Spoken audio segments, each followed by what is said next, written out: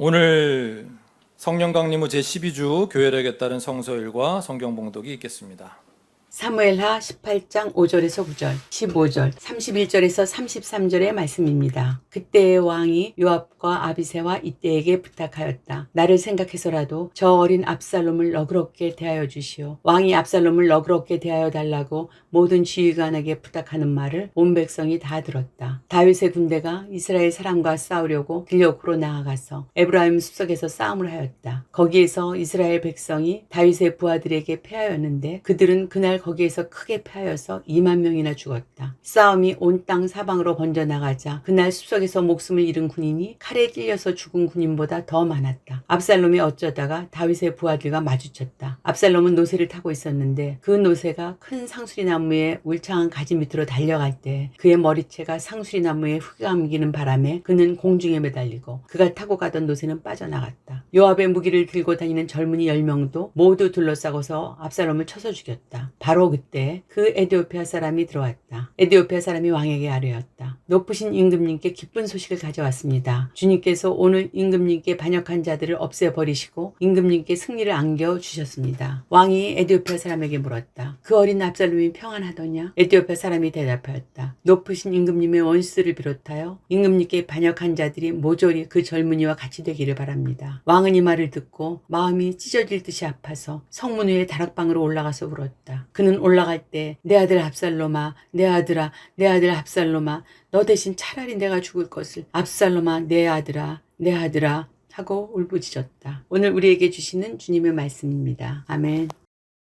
시편 130편의 말씀입니다. 주님, 내가 깊은 물 속에서 주님을 불렀습니다. 주님, 내 소리를 들어주십시오. 나의 애원하는 소리에 귀를 기울여 주십시오. 주님, 주님께서 죄를 지켜보고 계시면 주님 앞에 누가 감히 맞설 수 있겠습니까? 용서는 주님만이 하실 수 있는 것이므로 우리가 주님만을 경외합니다. 내가 주님을 기다린다. 내 영혼이 주님을 기다리며 내가 주님의 말씀만을 바란다. 내 영혼이 주님을 기다림이 파수꾼이 아침을 기다림보다 더 간절하다. 진실로 파수꾼이 아침을 기다림보다 더 간절하다. 이스라엘아, 주님만을 의지하여라. 주님께만 인자하심이 있고 속량하시는 큰 능력은 그에게만 있다. 오직 주님만이 이스라엘을 모든 죄에서 속량하신다. 오늘 우리에게 주시는 주님의 말씀입니다. 아멘.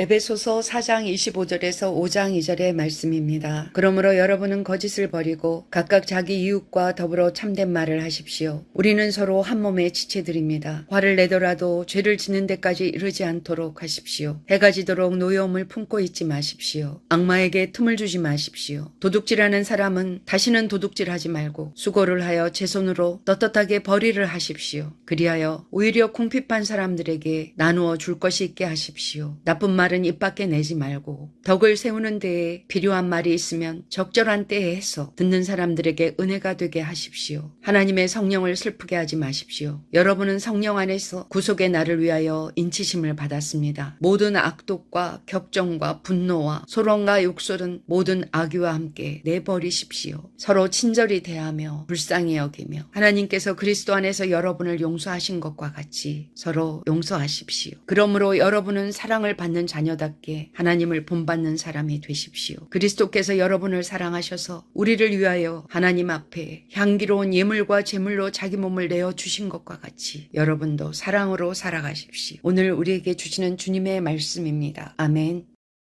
요한복음 6장 35절 41절에서 51절의 말씀입니다. 예수께서 그들에게 말씀하셨다. 내가 생명의 빵이다. 내게로 오는 사람은 결코 줄이지 않을 것이요 나를 믿는 사람은 다시는 목마르지 않을 것이다. 유대인들은 예수께서 내가 하늘에서 내려온 빵이다 하고 말씀하셨으므로 그분을 두고 수군거리면서 말하였다. 이 사람은 요셉의 아들 예수가 아닌가? 그의 부모를 우리가 알지 않는가? 그런데 이 사람이 어떻게 하늘에서 내려왔다고 하는가? 그때 예수께서 그들에게 말씀하셨다. 서로 수군거리지 말아라. 나를 보내신 아버지께서 이끌어주지 아니하시면 아무도 내게 올 수 없다. 나는 그 사람들을 마지막 날에 살릴 것이다. 예언서에 기록하기를 그들이 모두 하나님께 가르침을 받을 것이다 하였다. 아버지께 듣고 배운 사람은 다 내게로 온다. 이 말은 하나님께로부터 온 사람 외에 누가 아버지를 보았다는 것을 뜻하지 않는다. 하나님께로부터 온 사람만이 아버지를 보았다. 내가 진정으로 너희에게 말한다. 믿는 사람은 영생 영생을 가지고 있다. 나는 생명의 빵이다. 너희의 조상은 광야에서 만나를 먹었어도 죽었다. 그러나 하늘에서 내려온 빵은 이러하니 누구든지 그것을 먹으면 죽지 않는다. 나는 하늘에서 내려온 살아있는 빵이다. 이 빵을 먹는 사람은 누구나 영원히 살 것이다. 내가 줄 빵은 나의 살이다. 그것은 세상에 생명을 준다. 오늘 우리에게 주시는 주님의 말씀입니다. 아멘.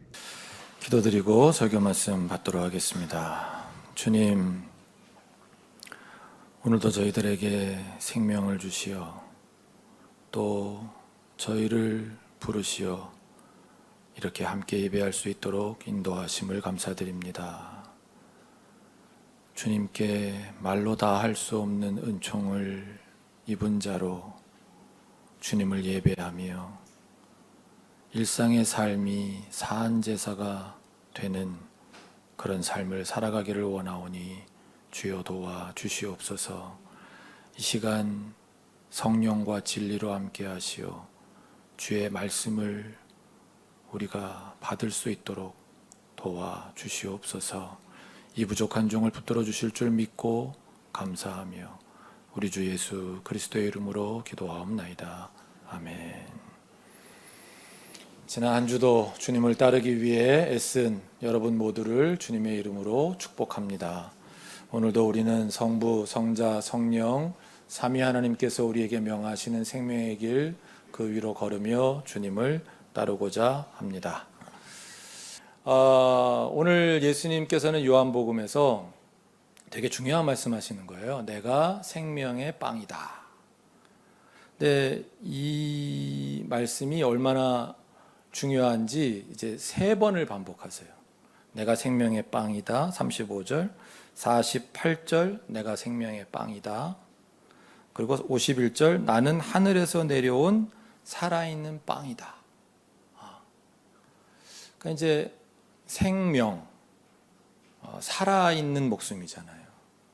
사실 살아있다는 건 너무 좋은 거예요. 성경은 우리에게 그걸 굉장히 강조하세요. 성경은 죽음을 미화하지 않아요. 죽음은 그건 죄의 삭시고 죽음은 마귀의 최후의 수단이지 성경은 죽음을 미화하지 않거든요.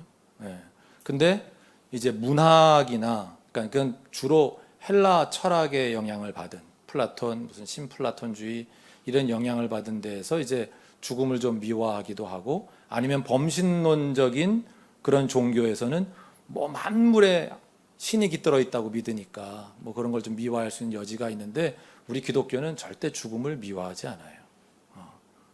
그러니까 죽음은 나쁜 거고 생명이 좋은 거예요. 생명이 귀한 거고 생명이 있기 때문에 아름다운 거예요.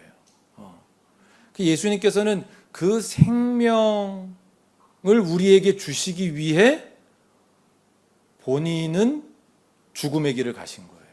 그러니까 예수님의 죽음은 우리의 죽음이 좋아서 우리도 예수님처럼 죽으면 좋아서 그런 뜻이 아니라 그분은 우리에게 생명을, 특별히 오늘 본문에는 믿는 사람은 영생을 가지고 있다. 47절에 그러셨죠.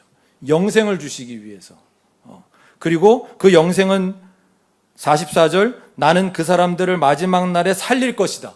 부활과 관련된 영생이기 때문에 그걸 주시려고 그분이 스스로 음식이 되셨다는 거예요. 생명의 떡이 됐다.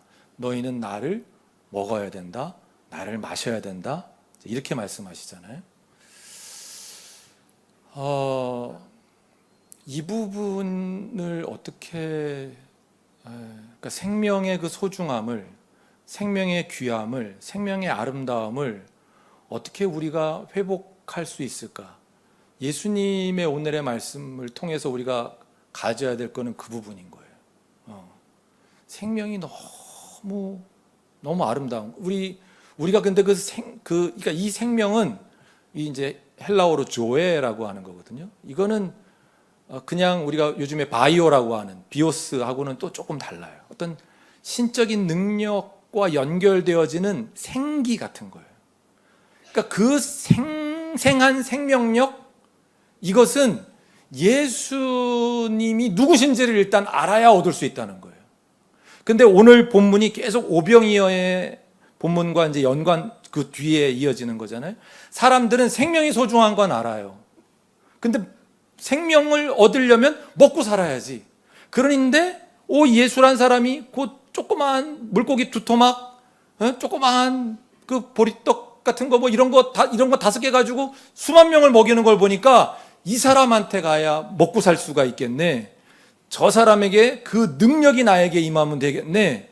예수님에게서 얻고 싶은 것 때문에 예수님을 따라가는데, 주님이 지난주 본문에도 말씀하셨지만 너희들은 그 기적을 본 거로 나를 따라오는데 그게 중요한 게 아니고 일단 너희들은 내가 누군 줄 알아야 된다.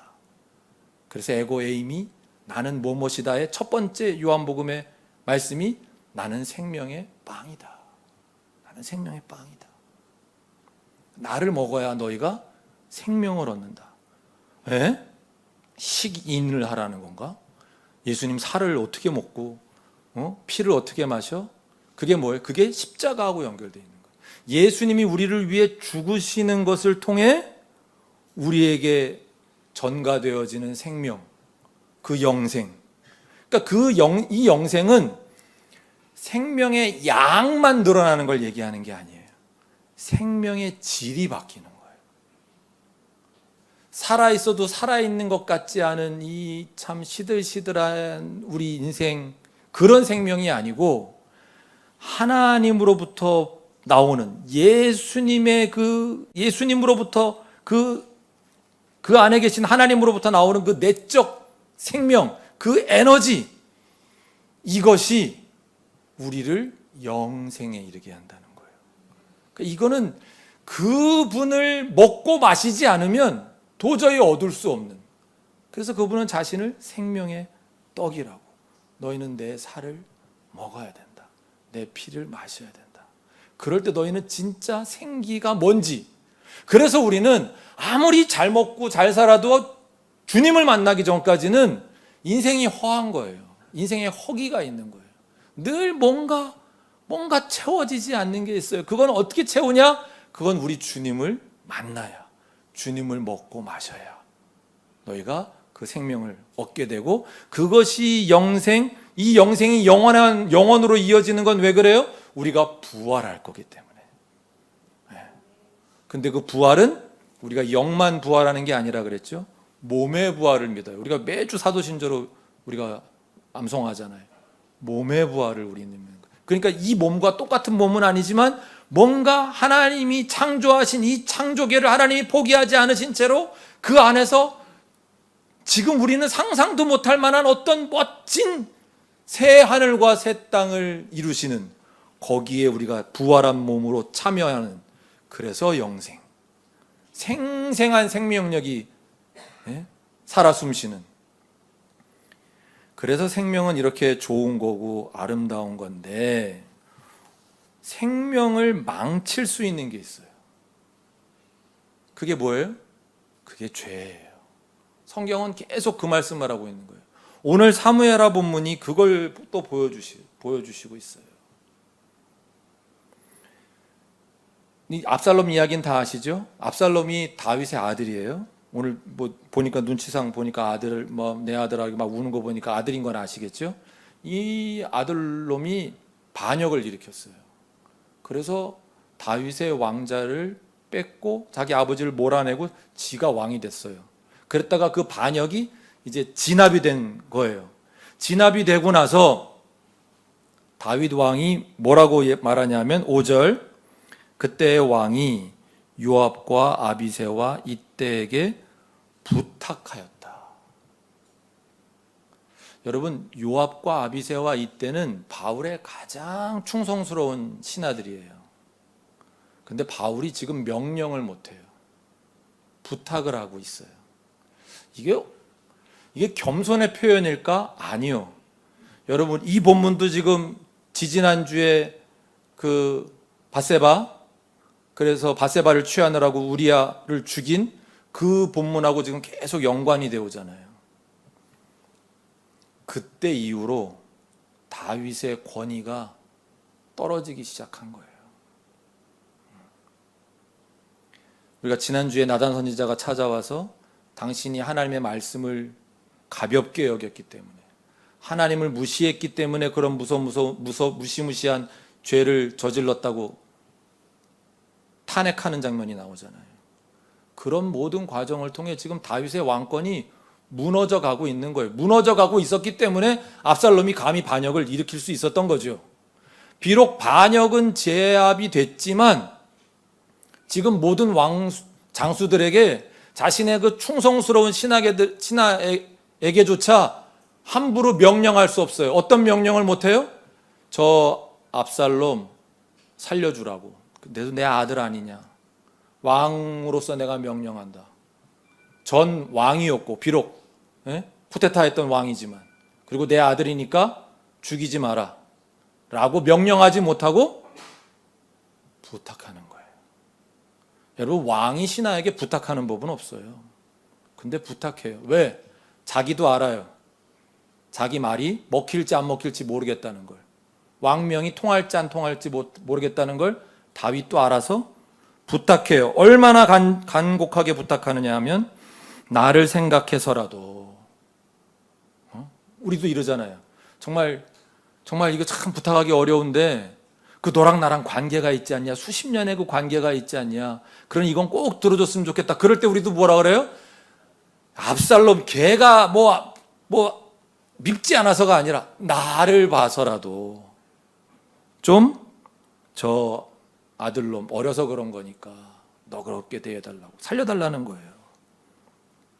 왕이 압살롬을 너그럽게 대하여 달라고 모든 지휘관에게 부탁하는 말을 뭐라고요? 온 백성이 다 들었대요. 소문이 막 퍼져나갔어요. 이제 왕이 하다 이제 부탁하는 지경에 이르렀다. 모두가 이제 다 알았어요. 압살롬 죽이지 말아달라고 왕이 간곡하게 부탁했다는 거 모두가 다 알았어요. 근데 어떤 일이 일어나요? 15절 같이 읽어볼까요? 요압의 무기를 들고 다니는 젊은이 10명도 모두 둘러싸고서 압살롬을 쳐서 죽였다. 요압이 죽이는 것도 아니에요. 그냥 요압의 계급상으로 보면 그냥 하찮은 부하 장병이 그런 애들 열이서 현 왕의 아들이고 잠깐이나마 전 왕이었던 압살롬을 쳐 죽이는 거예요. 누가 시켰겠어요? 요압이 시킨 거죠. 요압은 다윗의 간곡한 부탁 따위 이제 귀에 안 들어오는 거예요. 왜? 이미 권위가 다 무너졌거든. 내가 죽이면 지가 뭐 어떡할 거야? 그리고 이런 화는 남기는 거 아니야? 죽여버리는 거예요. 자기 판단대로 하는 거예요.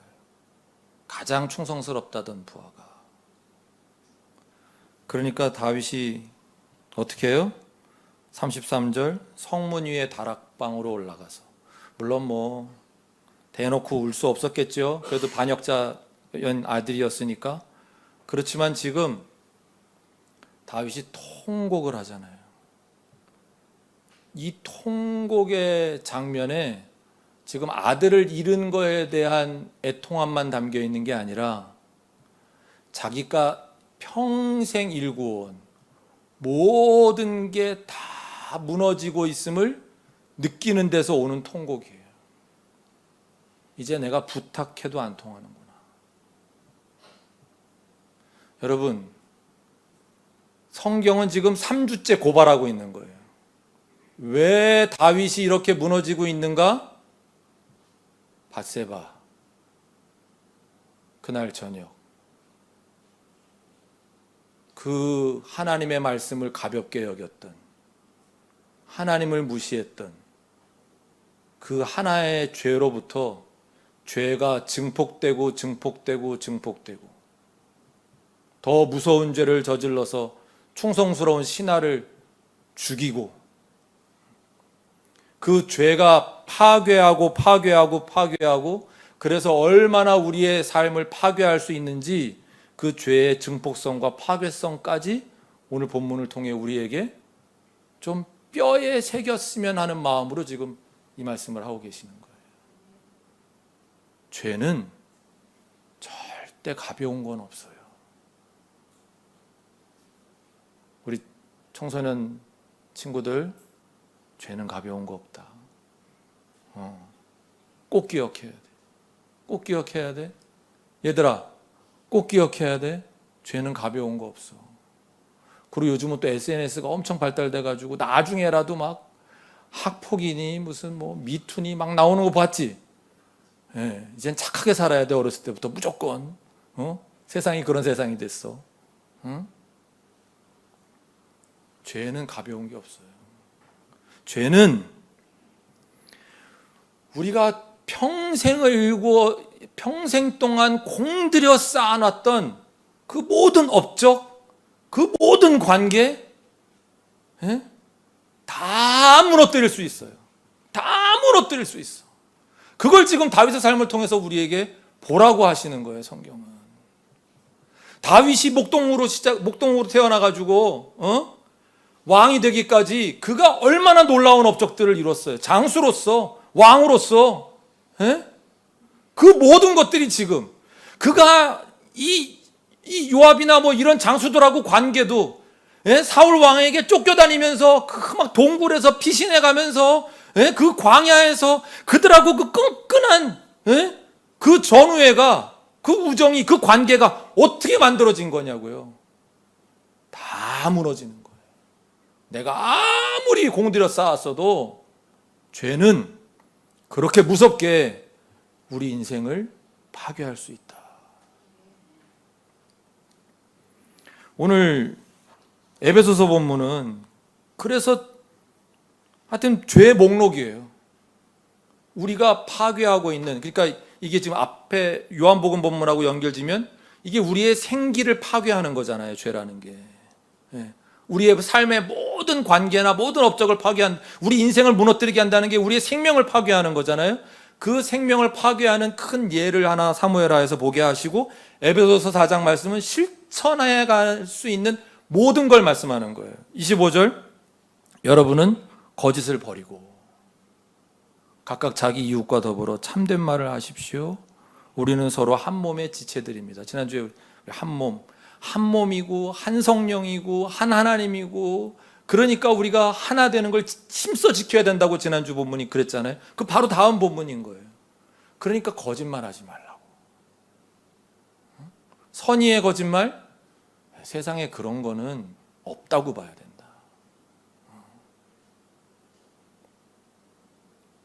자기 이웃과 더불어 참된 말을 하라고. 거짓이 무섭고 죄의 목록 중에 두 번째는요, 26절 같이 읽어볼까요? 시작. 화를 내더라도 죄를 짓는 데까지 이르지 않도록 하십시오. 해가 지도록 노여움을 품고 있지 마십시오. 화가 무섭다고 그러시는 거예요. 화 좀 내지 말라고. 저 목소리 키우는 거 화나서 그런 거 아닌 거 아시죠? 네. 그냥 여러분 잠 깨시라고, 제가 집중하시라고. 화내지 말라는 거예요. 거짓이 무섭고 화가 무섭다는 거예요. 이거를요, 사도 바울이 같은 장 안에서 다시 반복을 하세요. 몇 절? 31절에 같이 읽어보겠습니다. 시작. 모든 악독과 격정과 분노와 소란과 욕설은 모든 악의와 함께 내버리십시오. 내버려야 될 것 중에 거기 격정이라고 번역되어 있는 거, 분노라고 번역된 거 다 헬라어로 다 화예요. 다 화예요. 근데 헬라어로 앞에 거는 티모스라는 단어고요. 뒤에 거는 오르게라는 단어인데 제가 어떻게 다른 거지? 거의 비슷하게 쓴대요. 근데 어쨌든 헬라어로 화를 표현할 때 이 두 단어를 쓰는데 두 단어를 다 써놨어. 한 문장이에요. 무슨 얘기예요? 그냥 하여튼 모든 화, 하여튼 뭐 어떤 이유로 내는 화, 뭐든 이유가 뭐든 어떤 형식이든 어떤 모양이든 하여튼 그냥 화는 갖다 내버리십시오 라고 지금 사도 바울이 말씀하고 있는 거예요. 여러분, 화가 그렇게 안 좋아요. 우리 몇 달 전이었나요? 몇 년 전이었나요? 이진경 목사님도 우리 설교하시면서 화 한번 말씀하셨잖아요. 화, 불화 다 태워버리죠. 죄가 우리의 생명을 무너뜨리고 생기를 무너뜨리고 우리의 모든 삶의 업적들, 관계들 다 무너뜨릴 수 있는 것처럼 화는 다 태워버릴 수 있어요. 내가 오늘 낸 화가 내 생각에는 의분 같죠? 내가 의로워가지고 내가 화낸 것 같죠? 여러분, 세상에 그런 것도 별로 없더라고요. 제가 보니까 다 자기는 의로워서 자기가 화를 내는 줄 아는데, 알고 보면 또 그런 것도 아닌 게 대부분이에요. 뭘 그렇게 의로워서 내가 화를 내겠어요? 내 비위상에서, 내 마음에 안 맞아서, 내 유익하고 맞지 않아서 화가 나는 거지. 유명한 유대교 랍비가 안식일을 지키는 거에 대해서 쓴 글에 보면요, 그런 얘기가 있어요. 안식일에는 의분도 내지 말라 그랬어요.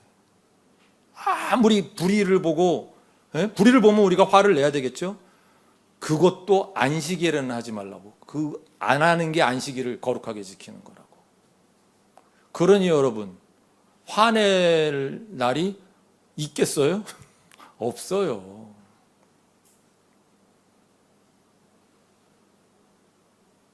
그러니 진짜 악을 보고 그 악을 물리치기 위한 원동력으로서의 힘인 화 말고는 아무것도 내지 말아야 된다. 다 내버려야 된다. 우리 인생을, 우리 생명을 태워버리고 없애버릴 수 있기 때문에. 그럼 어떻게 하라고요? 32절 같이 읽을까요? 서로 친절히 대하며. 친절하게 좀 대해야 돼요. 서로 친절하게. 네가 먼저 친절하게 대하면 내가 친절하게 한번 해볼까 생각해 보려고 그랬는데, 그러지 마시고요. 내가 먼저 그냥 상대가 좀 무뚝뚝해도, 그 다음에 뭐라고요? 불쌍히 여기면, 불쌍하게 생각하세요.